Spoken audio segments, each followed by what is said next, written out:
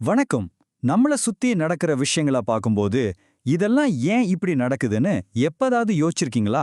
இன்னைக்கு இந்த கேள்விக்கு பின்னாடி இருக்கிற ஒரு ரொம்ப ஆழமான ஆன்மீக பார்வைய பத்தி தான் நாம பார்க்க போறோம்.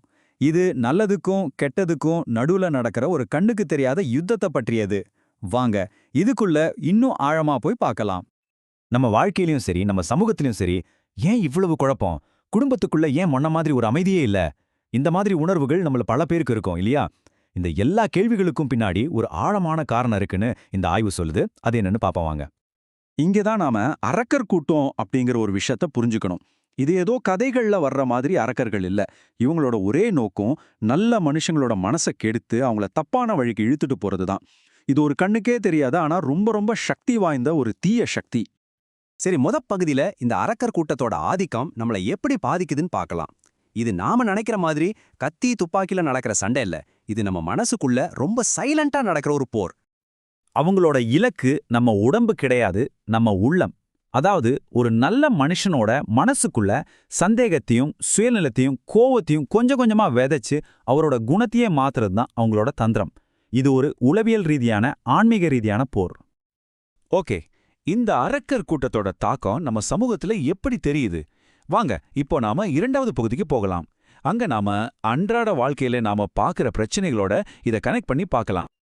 இப்ப நீங்க பாக்குற இந்த அறிகுறிகளை கொஞ்சம் கவனிங்க. குடும்பத்துல நிம்மதி குறையுது, வீட்டுக்கு வீடு சண்டை, பெரியவங்க சொல்றத கேக்குறதே இல்ல, பக்திங்கிறது வெறும் வெளிவேஷம் ஆகிடுச்சு, கெட்டவங்களுக்கு சமூகத்துல மதிப்பு அதிகமாகுது, ஏன் புண்ணிய ஸ்தலங்கள் கூட அதோட புனிதத்தை இழந்துட்டு வருது. இதெல்லாம் தான் கலியுகத்தோட தாக்கம்னு சொல்றாங்க. அப்போ இவ்வளவு சீரழிவுகளுக்கும் யார் காரணம்? கடவுள் நம்மள கைவிட்டுட்டாரா? மூன்றாவது பகுதி இந்த கேள்விக்கு ரொம்பவே ஆச்சரியமான ஒரு பதில சொல்லுது. இங்கதான் ஒரு முக்கியமான விஷயத்த நாம புரிஞ்சுக்கணும். இந்த உலகத்தோட அழிவுக்கு காரணம் கடவுளோ இல்ல சித்தர்களோ கிடையாது. யார நினைக்கிறீங்க? நாம தான். ஆமா, மனுஷனோட செயல்களும் அவனோட கெட்டுப்போன புத்தியும் தான் இந்த நிலைமைக்கு அடிப்படை காரணம்னு ரொம்ப அழுத்தமா சொல்லப்படுது. இந்த வரியை கொஞ்சம் யோசிச்சு பாருங்க. மனசுக்குள்ள ஒரு மாதிரி இருக்குல்ல, இறைவன் தன் பிள்ளைகளான நம்மள கைவிடுறதுக்கு விரும்பவே இல்லையாம். ஆனா நாம தான் நம்ம சுயநலத்தால தீய குணத்தால இறைவனோட வழியிலேருந்து விலகி நம்ம வேலையை காட்டிக்கிட்டு இருக்கோம். இது எவ்வளோ சுகமான ஒரு உண்மை. சரி, இவ்ளோ நேரம் பிரச்சனைகளை பத்தி பேசிட்டோம். இப்போ தீர்வு என்ன? நாலாவது பகுதி நமக்கு ஒரு பெரிய நம்பிக்கையை கொடுக்குது. ஒரே ஒரு தனி மனுஷனால என்ன செய்ய முடியும்னு பாப்போம் வாங்க. இந்த ஒப்பீட்ட பாருங்க. ஒரு பக்கம் 1,00,00,000 தீய சக்திகள், இன்னொரு பக்கம் ஒரே ஒரு உண்மையான பக்தன். யார் ஜெயிப்பா? ஆச்சரியமா இருக்குல்ல? அந்த ஒரு பக்தன் இந்த 1,00,00,000 தீய சக்திகளுக்கும் சமமானவன்னு சொல்லப்படுது. பாருங்க, ஒரு தனி மனுஷனோட உண்மையான பக்திக்கு எவ்வளோ பெரிய சக்தி இருக்குன்னு. ஆனா அந்த ஒரு பக்தன் எப்படி உருவாக்கப்படுறான்? அவனா தானா உருவிடுவானா? இல்ல. இங்கதான் சித்தர்களோட பங்கு வருது. இந்த ஞானிகள் இந்த உலகத்துல இருக்கிற நல்லவங்கள தேடி கண்டுபிடிக்கிற வேலையில இருக்காங்க. அவங்களோட செயல்முறை 3 படிதான். முதல்ல சித்தர்கள் நல்ல குணம் கொண்ட மனுஷங்களை தேர்ந்தெடுக்கிறாங்க. ரெண்டாவதா அவங்களுக்கு சரியான பாதையை காட்டி அவங்கள வழி நடத்துறாங்க. கடைசியா இதன் மூலமா அந்த அரக்கர் கூட்டத்தை மொத்தமா அழிக்கிற ஒரு தெய்வீக படையை அவங்க உருவாக்குறாங்க. இதுதான் தீமைய வேரோட அழிக்கிற திட்டம்.